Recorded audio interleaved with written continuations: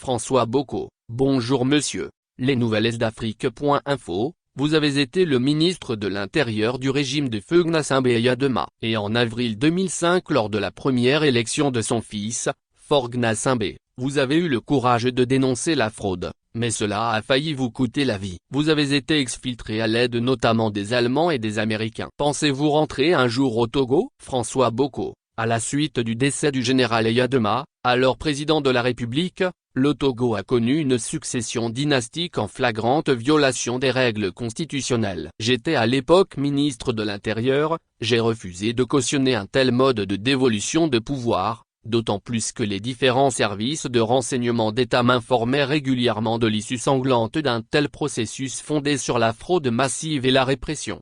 À la lumière de ces informations, j'ai tout mis en œuvre pour dissuader les tenants d'un tel scénario en leur demandant d'y renoncer afin que puisse être engagé un véritable processus de réconciliation nationale, seul gage de paix et de stabilité. Je n'ai pas réussi à convaincre, j'en ai tiré les conséquences et remis ma démission tout en prenant à témoin l'opinion nationale et la communauté internationale afin d'éviter le pire pour mon pays. Hélas, ce que je craignais arriva. L'entêtement à conduire le processus électoral biaisé pour légitimer un pouvoir issu d'un double coup d'État militaire et constitutionnel, a fait perdre la vie à 500 de nos concitoyens selon l'enquête indépendante d'une mission des Nations Unies conduite par M. Doudou Dieng.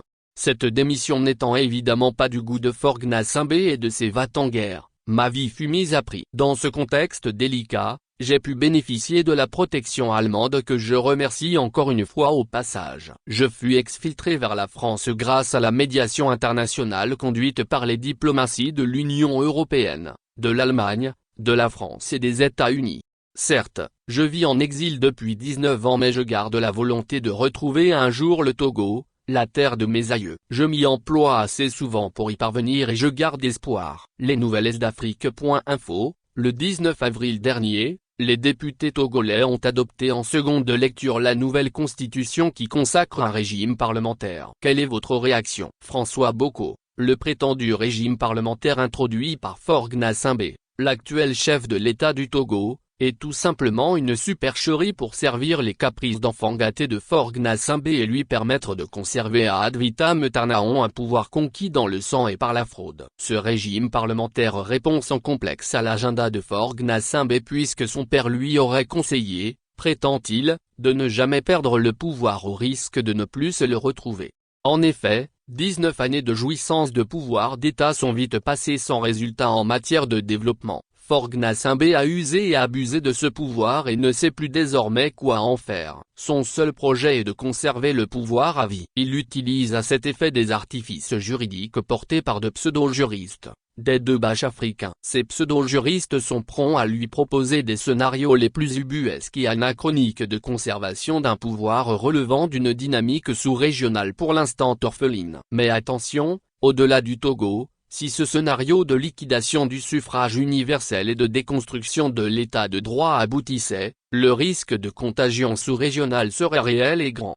Le modèle que proposent les deux bâches africains pour permettre à Faure Gnassingbé de liquider le suffrage universel direct et de conserver à vie le pouvoir à moindre frais paraît attrayant dans un contexte sous-régional marqué par l'irruption sur la scène politique de néo-potentats qui rêvent d'un renouveau prétorien sur les États en construction.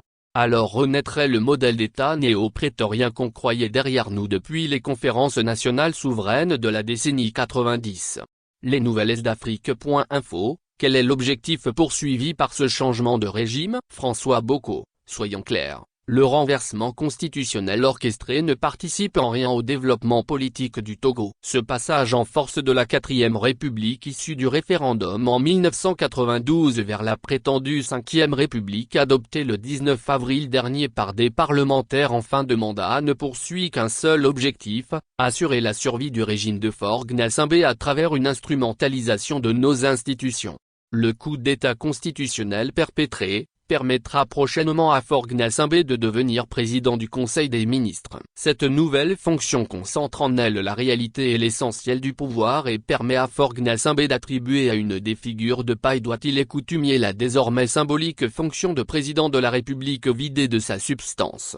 Vous comprenez alors aisément la roublardise, l'escroquerie et la supercherie que représente ce prétendu passage à la Ve République. Celle-ci assouvit plutôt les caprices d'enfants gâtés de Faure Gnassingbé se rêvant désormais monarque. C'est devenu un jeu récurrent pour Faure Gnassingbé d'assurer la survie de son régime en instrumentalisant cyniquement une catégorie spéciale de la gent féminine, notamment ses coquines, en prétextant la légitime nécessité du renforcement de l'accès et de la visibilité des femmes en politique.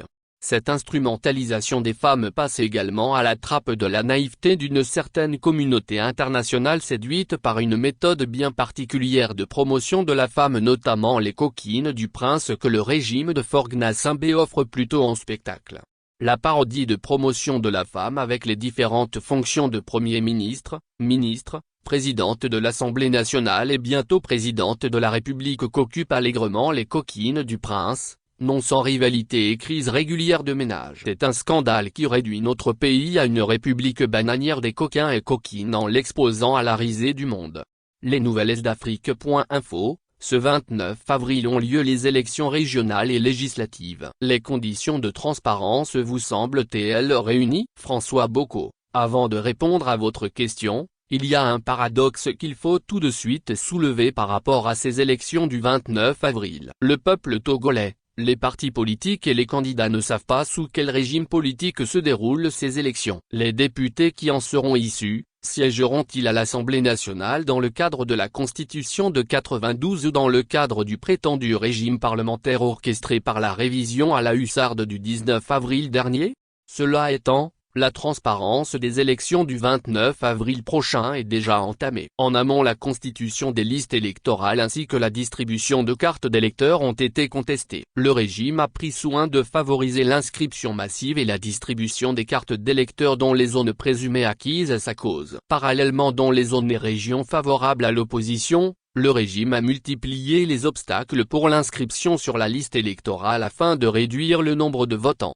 Aussi, le nouveau découpage électoral effectué en janvier dernier par des députés en fin de mandat, est inique et entame sérieusement la crédibilité du scrutin. Il crée désormais 113 circonscriptions électorales au lieu de 91. Le régime a créé de nouvelles circonscriptions électorales dans les zones et régions verrouillées qu'il maîtrise afin de s'assurer un avantage certain à travers de nouveaux sièges qui lui permettront d'avoir une majorité confortable. Dans certaines circonscriptions électorales supposées favorables au régime, 10 à 50 000 voix suffiront pour faire élire un député. A contrario, dans les zones et régions favorables à l'opposition, il faut 50 à 200 000 voix pour élire un député. Cette inégalité des voix du citoyen devant le suffrage universel entame sérieusement la crédibilité du scrutin du 29 avril. De plus, le changement de constitution en pleine campagne électorale, en violation flagrante des règles constitutionnelles, notamment des articles 52, 59 et 144 de notre loi fondamentale, solde définitivement la crédibilité des élections législatives et régionales du 29 avril.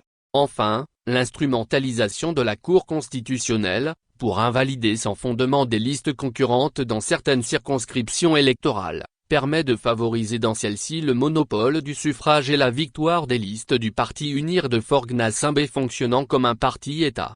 En dépit de ces irrégularités flagrantes, ces élections offrent une opportunité au peuple togolais pour peu qu'il soit davantage déterminé et lucide de jouir de son droit de vote. Ainsi, le peuple exposera à la face du monde les contradictions de ce régime. Il pourra aussi mettre à nu ce régime afin de le contraindre à renoncer à la monarchisation de nos institutions visées par le prétendu régime parlementaire adopté à la hussarde en pleine campagne électorale.